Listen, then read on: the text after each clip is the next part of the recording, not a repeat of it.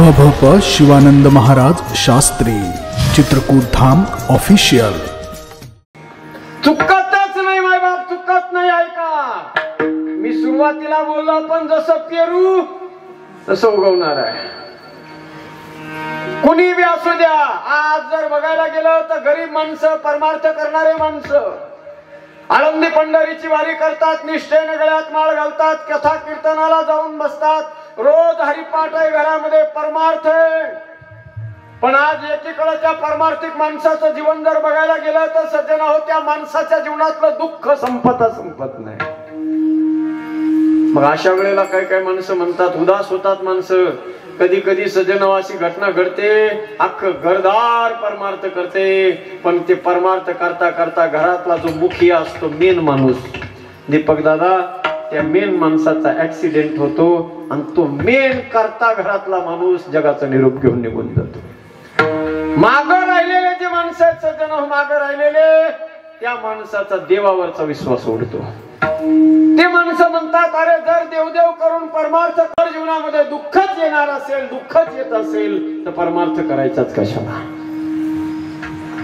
आता नक्की तुमच्या सगळ्यांच्या लक्षात आलं असेल की परमार्थ करून दुःख जीवनात येते, त्याच्यापेक्षा परमार्थ न केलेला बरा। कीर्तनाला जाऊन जर दुःख येत असेल तर कीर्तनाला न गेलेलं बरं, असंच वाटेल ना। पण याचा अर्थ असा नाही, परमार्थ माणसं करतात म्हणून त्यांना दुःख मिळते असं नाही। ते आज जरी परमार्थ करत असताना दिसत असले तरी त्यांचा पाठीमागचा जन्म जर आपण पाहिला तर त्या मागच्या जन्मामध्ये त्यांच्याकडून काहीतरी 19-20 घटना घडलेली असते आणि त्याचं फळ त्यांना आता भोगावं लागतं। एक उदाहरण सांगतो, एकदा भजन करा, विठ्ठला विठ्ठला। जीवनामध्ये माणसाचं दुःख काय तर त्याचं कारण तुम्हाला सांगतोय मी, ऐका। कोणी जरी असला, परमार्थिक जरी असला, कितीही देव धर्म जरी करणारा माणूस असला तरी त्याला बी त्याच्या जीवनामध्ये जर वाईट कर्म त्यानं केलं ना तर ते चुकत नाही सज्जन, ऐका। नित्य नेमाने एकादशीला जाणारा वारकरी पंढरपूरच्या अगोदर एक गाव असायचं, त्या गावामध्ये जायचा आणि गेला की त्या वारकऱ्याच्या आदरातिथ्य व्हायचं। आदरानं सन्मानानं त्या घरचे लोक त्याचे पाद्यपूजन करायचे, पूजा करायची त्या वारकऱ्याची सज्जन हो। त्याला घरामध्ये व्यवस्था त्याची करायची आणि घरामध्ये व्यवस्था, सगळी भोजनाची व्यवस्था आटोपल्यानंतर सज्जन हो, एक दिवशी त्या घरातल्या मालकिनीनं समोर एक पडवी होती, त्या पडवीमध्ये त्या वारकऱ्याला झोपण्याची व्यवस्था केली आणि पाठीमागच्या पडवीमध्ये दोघं नवरा बायको झोपले। जरा लक्ष देऊ नये का, दोघं जण नवरा बायको घरातल्या पाठीमागच्या पडवीमध्ये झोपले आणि तो वारकरी समोरच्या पडवीमध्ये झोपलाय माय बाप। तेवढ्यात मध्यरात्रीची वेळ झाली, त्या मध्यरात्रीच्या वेळेला त्या घरातली जी मालकीन होती त्या मालकिनीला जाग आली आणि मध्यरात्रीच्या वेळेला ती मालकीन उठून जागी झाली सज्जना होऊन तिच्या मनामध्ये वाईट भाव निर्माण झाला। घरातली ती मालकीन उठली सरळ सज्जना हो, समोरच्या पडवीमध्ये ज्या ठिकाणी वारकरी झोपलेला होता सज्जन, त्याला तिनं जाग केलं रामभाऊ, आणि जाग करून त्याला हलवलं, त्याला तिने जाग केलं, उठवलं आणि हात जोडून विनंती करू लागली, महाराज तुम्ही माझा स्वीकार करा साधू महाराज। त्या साधूने तिला हात जोडले सांगितलं, जाई हो तू माते न करी सायास, आम्ही विष्णुदास पैसे न हो। ती घरातली बाई म्हणते, साधू महाराज तुम्ही माझा स्वीकार का करत नाही? माझा पती घरामध्ये आहे म्हणून तुम्ही माझा स्वीकार करत नाहीत का? गेली पाठीमाग आणि मागे जाऊन पत्रकार तिने घरातली कुऱ्हाड घेतली आणि पाठीमागच्या पडवीमध्ये तिचा नवरा झोपलेला होता, झोपलेल्या जागेवर नवऱ्याच्या मानेवर तिने कुऱ्हाडीचे वार केले आणि झोपल्या जागी पतीला तिने संपून टाकला। पुन्हा समोर आली आणि त्या साधूला विनंती करू लागली, पण ज्या वेळेला सगळे प्रयत्न करून सुद्धा साधू ज्या वेळेला तिच्या जाळ्यामध्ये अडकत नाही हे तिच्या लक्षात आलं. आणि त्याच वेळेला मध्यरात्रीच्या वेळेला त्या बाईनं सरळ पोलीस स्टेशन गाठलं. पोलीस स्टेशन मध्ये जाऊन फिर्याद नोंदवली, साहेब या साधूनं माझ्या पतीचा खून केला. मध्यरात्रीच्या वेळेला पोलिसाची गाडी आली, उचलला वारकरी मायबाप आणि टाकला गाडीमध्ये. पोलीस म्हणलं की पोलिसाच्या जवळ वल बी जळते आणि वाळलं बी जळते. गेला वारकरी पोलीस स्टेशनला. पोलिसांनी सजा सुनावली, याला सुळावर द्या म्हणले, याला सुळावर द्या. गेला त्याला सुळावर नेण्यासाठी. तिथं गेल्यावर निर्णय चेंज झाला, म्हणले याचे दोन्ही हात तलवारीनं तोडून टाका. साधूचे दोन्ही हात तलवारीनं तोडण्यात आले. सज्जन हो, गळगळ गळगळ डोळ्यातून अश्रूच्या धारा, त्या साधूच्या डोळ्यातून अश्रूच्या धारा येऊ लागल्या. परमात्म्याचं स्मरण करतोय, पांडुरंगाचं स्मरण करतोय. देवा पांडुरंग, अरे जागृतीमध्ये पाप केलं नव्हतं, स्वप्नातही पाप केलं नाही देवा, शरीरानं पाप केलं नाही, मनानं पाप नाही केलं देवा, पण पाप केलेलं नसताना सुद्धा देवा आज माझे दोन्ही हात तलवारीनं का कापण्यात आली देवा. गळा गळा गळा गळा डोळ्यातून अश्रूच्या धारा सुरू झाल्या. मायबाप देवा, प्रत्येक एकादशीला तुझ्या दर्शनाला येतो. गावातल्या सगळ्या लोकांना सांगत होतो, गळ्यात पवित्र तुळशीच्या माळा घाला, आळंदी पंढरीची वारी चुकू नका, परमार्थ करण्यासाठी कधीही मागं पुढं पाहू नका. देवा तुझा प्रचार आणि प्रसार करत होतो रे देवा, पण आता मात्र उलटा प्रचार करीन देवा तुझा. आणि आता दर्शनाला सुद्धा येण्याची इच्छा नाही राहिली.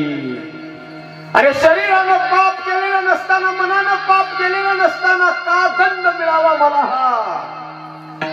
माघारी निघाला सज्जना हो, मनात विचार करतो, कशासाठी येऊ देवा तुझ्या मंदिरात, तुझ्या मंदिरात, तुझ्या मंदिरात. देवा पांडुरंगा, अरे जर तुझी वारी करून जर दंड जीवनामध्ये मिळत असेल तर तुझ्या वारीला तुझ्या दर्शनाला येऊच कशाला. जातो माघारी पंढरीनाथा, चाललो माघारी, पण पुन्हा मनात विचार केला नाही. असा पळकुट्यासारखा माघारी पळून जाणार नाही. जाणार मी त्या देवाच्या दारात, त्या जाऊन देवाला विचारणार, जाब विचारणार. गेला सज्जना ताळ ताळ देवाच्या दरबारात गेला, उभ्यानं चांग टाकून देणार. तेवढ्यात भगवान परमात्मा प्रगट झाले आणि त्याला वरच्या वर अलगद वर उचलला. देवा लाज वाटते म्हणे, देवा लाज वाटते, तुझ्या तोंडाकडे पाहण्याची लाज वाटते देवा. अरे शरीरानं पाप केलेलं नसताना, मनाने पाप केलेलं नसताना माझे दोन्ही हात का तोडले गेले देवा. अरे तुझं भजन करून, तुझं दर्शन करून, तुझ्या एकादशीचं व्रत करून जर देवा जर दोन्ही हात कलम होत असतील, दंड जर मिळणार असेल तर तुझं भजन करायचंच असला. न्याय नाही राहिला रे देवा पांडुरंगा, तुझ्या दरबारात न्याय नाही राहिला. धुंद झाला हो, धुंद झाला, धुंद झाला तुझा दरबार, दरबार. हे देवा न्याय नाही राहिला देवा, तुझ्या दरबारामध्ये न्याय नाही राहिला. का दंड मिळाला मला देवा, का हात तोडल्या गेले. ऐका मायबाप, माझ्या भगवंतानं सगळं ऐकून घेतलं आणि सगळं ऐकून घेतल्यानंतर माझ्या भगवंतानं त्या सज्जनाला सांगितलं, सज्जना या जगामध्ये कुणालाच विनाकारण कोणाच्या जीवनात सुख भी येत नाही आणि या जगात विनाकारण कोणाच्या जीवनात दुःख बी येत नाही. प्रत्येक माणसाच्या जीवनात सुख आणि दुःख येतं ते काही ना काहीतरी कारण असतंय. म्हणला माझ्या जीवनात का माझे हात कापल्या गेले, काय पाप केलं होतं देवा मी. त्यावेळेला भगवंताने सांगितलं, सज्जना ऐक, या जन्मात तू आयुष्यभर परमार्थ केलास, पण ऐक सज्जना, पूर्वजन्माची एक घटना तुला सांगतो, तुला नाही माहिती पण मला. तुझे जेवढे जन्म झाले ते सगळे तुमचे आमचे जितके जन्म झालेत ना, आणि तेवढ्या जन्मामध्ये आपण काय काय केलेलंय, चांगलं काम केलंय का वाईट काम केलंय, हे जरी आपल्याला माहिती नसलं तरी माझ्या भगवंताच्या दप्तरावर सगळ्याच्या नोंदणी झालेल्या आहेत. भगवान परमात्म्याने त्या सज्जनाला सांगितलं, सज्जना, पूर्व जन्मामध्ये तू शेतामध्ये तुझ्या काम करत होतास, तेवढ्यात एका कासायाच्या तावडीतून एक गोमाता पळून चालली होती. गाय पुढे पळत होती, तो कासाई तिच्या मागे लागला होता. त्या कासायाने तुला पाहिल्याबरोबर तुला आवाज दिला, तुला वाटलं एखाद्या शेतकऱ्याची गाय पळून चालली आहे. तू पळत गेलास, हातातलं काम सोडून दिलंस आणि त्या गायीच्या गळ्याला मिठी मारलीस आणि त्या गायीला पकडलंस. थोड्या वेळाने तो कासाई आला. कासयानं त्या गायीला पकडलं आणि कत्तलखान्यामध्ये नेऊन त्या कासयानं त्या गायीचे खांडोळे केले. मागच्या जन्मात त्या कासयानं त्या गायीचे तुकडे केले, खांडोळे केले ना, या जन्मात ती गाय बाई झाली आणि कासाई तिचा नवरा झाला. मागच्या जन्मात कासयानं गायीचे तुकडे केले, या जन्मात त्या गायीच्या रूपी त्या बाईनं कासाई रूपी नवऱ्याचे खांडोळे केले. हा म्हणला, पण देवा माझा याच्यात काय दोष, माझे हात का तोडले गेले. त्यावेळेला भगवंताने सांगितलं, सज्जना, जर तुझ्या दोन हाताने त्या गायीच्या मानेला मिठी मारली नसतीस, गायीला जर मिठी मारली नसती तर गाय पकडल्या गेली नसती, गायीला मरावं लागलं नसतं. गायीला पकडून देण्यासाठी तुझे दोन हात कामाला आले होते ना, म्हणून तुझे दोन हात कत्तल कलम करण्यात आले, नाहीतर तुला सजा मिळाली होती सुळावर देण्याची. तुला मारून टाकलं असतं, पण तुझे दोन हाताने पाप केलं ना, म्हणून ते पाप केलेले दोन हात तोडून टाकले. उदाहरण संपलं. सज्जना हो, या जगामध्ये जसं आणि जेवढं कर्म आपण करू ना, तेवढं प्रत्येकाला फेडावं लागणार आहे. जगी जीवनाचे सारण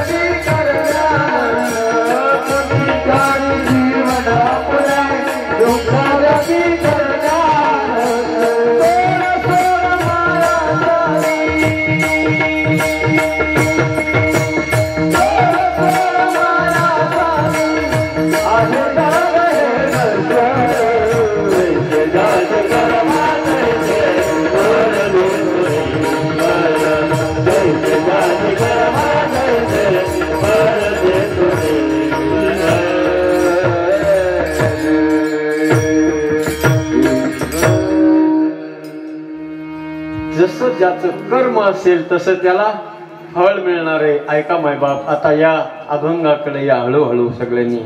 कर्म जर चांगलं असेल तर चांगलं फळ आहे, आणि कर्म जर वाईट असेल तर वाईट फळ आहे.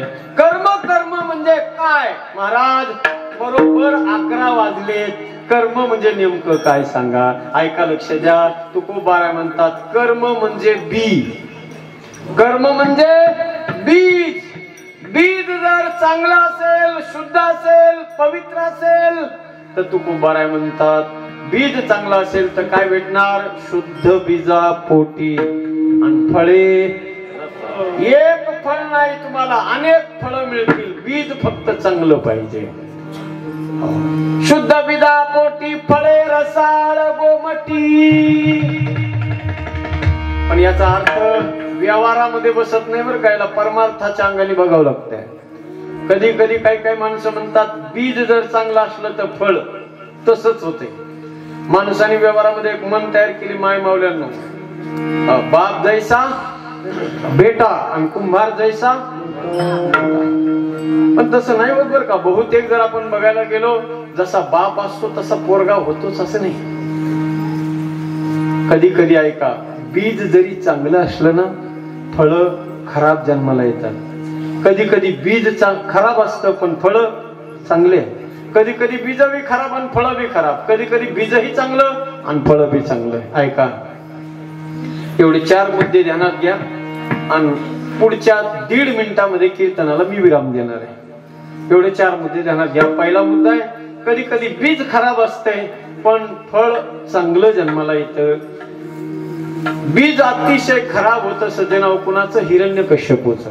नाव घेऊन देवाचे, देवाचं नाव आपल्या दरबारात घेऊ द्यायचं नाही. इतकं खराब बीज हिरण्यकश्यपूचं होतं. त्याच्या पोटी फळ जन्माला आलं प्रल्हाद रूपी. अखंड देवाचं नाव घेणारं फळ. ऐका, बीज खराब आहे पण फळ चांगलं जन्माला आलं. कधी कधी बीज चांगलं असतं पण फळ भंगार जन्माला येतात. पत्रकार, बीज अतिशय चांगलं होतं माझ्या कृष्ण भगवंताचं. कोण आहे कृष्ण? कृष्ण हा यादव आहे. बीज चांगलं, यादव रूपी बीज चांगलंय पण फळ मात्र भंगार जन्माला आले. लालू यादव, मुलायम यादव हे त्याचे फळ आहे. चारा घोटाळा, जनावराचा चारा पुरा नाही. देव मानित नाही, धर्म मानित नाही, तर नुसते यादवाच्या कृष्णाच्या कुळामध्ये जन्माला आले. बीज चांगलं आहे, फळ खराब आहे. कधी कधी सज्जन हो, बीज अतिशय खराब आहे, फळ बी खराब आहेत. ऐका, धृतराष्ट्राचं बीज बी खराब आहे आणि दुर्योधन रूपी फळ बी खराब आहे. कधी कधी बीजही चांगलं आणि फळही चांगलं आहे. माझ्या ज्ञानोबारायांचं बीजही पवित्र आहे आणि फळही माझ्या ज्ञानोबारायांचं पवित्र आहे. सज्जन हो, देवानं स्वतः म्हणावा, धन्य धन्य दयाची कुशी ज्ञानदेव जन्मले. 15 ऑगस्टच्या दिवशी सगळ्या गावकऱ्यांना विनंती असेल माझी, या वर्षी, दरवर्षी करीत जरी नसाल तुम्ही, पण या वर्षी मात्र त्रिवेणी संगम आहे. म्हणून सगळ्यांनी आपलं गाव हे नुसतं भक्तांचं नाव गाव नाही, फक्त देवाच्या भक्ताचं गाव नाही, तर आपलं गाव म्हणजे देवाची भक्ती, धर्माची भक्ती आणि देशाची भक्ती करणारं गाव म्हणजे नाचन विलायचं नाव. देवासाठी, धर्मासाठी आणि देशासाठी या हॉल मध्ये बघा, या देशासाठी प्राणाचं बलिदान देणारी माणसं तिथे आहे. देशासाठी आपलं जीवन खर्च करणारी माणसं त्या हॉल मध्ये आहे. म्हणून हा त्रिवेणी संगम आहे. त्रिवेणी संगम कधी? 15 ऑगस्ट या दिवशी. 3 गोष्टीचं औचित्य आहे सज्जन हो, आणि त्याच्यात वैशिष्ट्य तुम्हाला सांगतो. एक पहिली गोष्ट, 15 ऑगस्ट देशाच्या भक्तीतून ऋणातून उतराई होण्याचा दिवस 15 ऑगस्ट. आणि दुसरा संयोग असा आहे, 15 ऑगस्टच्या दिवशीच माझ्या कृष्ण परमात्म्याचा जन्म आहे. म्हणजे गोकुळ अष्टमीचा दिवस त्याच दिवशी आहे. आणि तिसरा सुवर्ण योग असा आहे, माझ्या माझ्या ज्ञानोबारायांचा जयंतीचा उत्सव सुद्धा त्याच दिवशी आहे. म्हणजे या 3 गोष्टी येतात. ज्ञानोबारायांची जयंती, या 3 गोष्टी एकत्रित आल्या म्हणून विशेष नाही. ज्ञानोबारायांची ही येणारी 15 ऑगस्टची जयंती 750वी जयंती आहे. कितवी? म्हणजे 750वी म्हणजे 7 म्हणजे 7 आणि शतकोत्तर, 700 सुवर्ण महोत्सव. 700 वर्षाच्या नंतर येणारा सुवर्ण महोत्सवी वर्ष म्हणजे उद्याचा 15 ऑगस्ट हा दिवस आहे. ज्ञानोबारायांचा सुवर्ण महोत्सवी जन्म उत्सव सोहळा आहे. म्हणून सगळ्या गावकऱ्यांना विनंती आहे, छोटेखानी सुंदर एक पालखी काढा आणि गावभर मिरवणुका काढा. मिरवणूक ज्ञानोबारायांची काढा, कृष्ण परमात्म्याचा फोटो ठेवा, देशाचा झेंडा हातात घेऊन एका हातात पोराच्या झेंडा देशाचा झेंडा द्या, तिरंगा द्या, आणि एका हातामध्ये भगवा झेंडा द्या आणि गावभर मिरवणूक काढा. माझ्या सगळ्या माय मावल्याला विनंती आहे, दारामध्ये सडा समार्जन करा आणि आलेल्या सगळ्या दिंडीचं वारकऱ्यांचं स्वागत करा. कारण असा सुंदर अवसर आपल्या जीवनात जन्मात पुन्हा येणार नाही. मला सांगा, ज्ञानोबारायांच्या शतकोत्तर पुन्हा सुवर्ण महोत्सवाला आपण शिल्लक राहू का? बरं, आता छोटे छोटे लेकर कदाचित यांचं 50 वर्ष जरी पुढे जगलेच, इथून पुढे 50 वर्ष, तर ते 800 शतकोत्तर शतकपूर्ती सोहळा, 800वा शतकपूर्ती सोहळा, त्याला ते हजर राहतील. पण मला नाही वाटत आपण सगळेच त्या शतकपूर्ती उत्सवाला इथून पुढे 50 वर्ष गॅरंटी नाही. 40 वर्षात कार्यक्रम आउट होऊन चालला ना, इथून पुढे 50. आता जे राहिलं जे भेटल ते एवढं 15 ऑगस्ट पर्यंत करा. जेवढा आनंद घेता येईल तेवढा घ्या. माझ्या सांगण्याचा तात्पर्य अर्थ एवढा आहे, ज्ञानोबारायांचं बीज चांगले आणि ज्ञानोबाराय रूपी फळ पवित्र आहे. आणि एक सांगून जाईल सज्जना हो, बीज अतिशय पवित्र होतं माझ्या छत्रपती शिवरायांचं, आणि फळही तितकंच पवित्र, फळ बी तितकंच पवित्र. धर्मासाठी आपल्या प्राणाचं बलिदान देणारे धर्मवीर छत्रपती संभाजी महाराज ज्यांच्या पोटी जन्माला आले, फळ अत्यंत पवित्र. म्हणून कधी कधी बीजही पवित्र आहे आणि फळ बी पवित्र आहे. महाराज, नेमकं कोणतं बीज आम्ही लावायचं? तुकोबाराय म्हणतात, भगवंताचं नाम, नाम रूपी बीज तुम्ही तुमच्या कंठात जर धारण केलं तर सगळे फळ मिळणार. मुखी अमृताची वाणी, दुसरं फळ देह देवाचे कारणी, तिसरं फळ सर्वांग निर्मळ, चौथं फळ चित्त जैसे गंगा जळ. आणि असे सगळे फळ त्याला भेटणार कुणाला? ज्याच्या मुखात देवाचं नाव आहे. अशा साधूचं दर्शन जरी झालं तर तुका म्हणे जाती ताप, दर्शनी विश्रांती मुखी अमृताची वाणी, देह देवाचे कारणी विठोबा.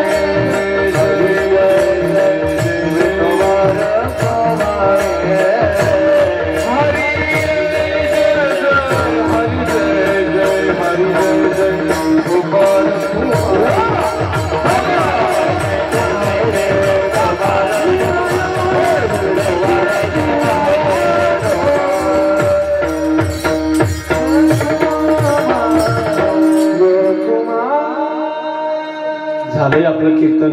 1 मिनिट सगळ्याला त्रास देतो, सगळ्यांनी हात वर करा एक साथ. ज्या साधू संतांनी देवाचं नाम आपल्या कंठामध्ये धारण करून आपल्या जीवनाचं कल्याण केलं ना, त्या साधू संतांचं एकदा प्रेमानं नुसतं नाव जरी घेतलं तरी आपल्या जीवनात तेवढंच फळ आपल्याला सगळ्याला भेटणार आहे.